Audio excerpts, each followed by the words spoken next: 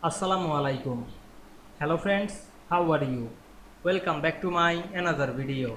In this video, I am going to show you how to apply sum formula to entire row in Excel.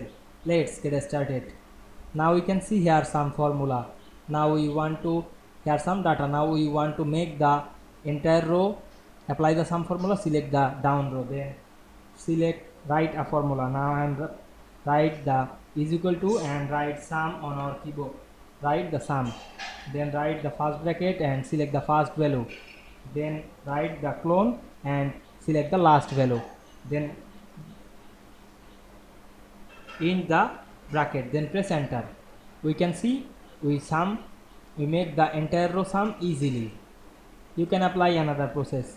Select this all cell and go to the home menu and click the auto sum drop down menu, choose sum, and we can see here the summation number of the all row. I hope you enjoyed my video. Please like, comment, share and subscribe my channel. Thanks for watching.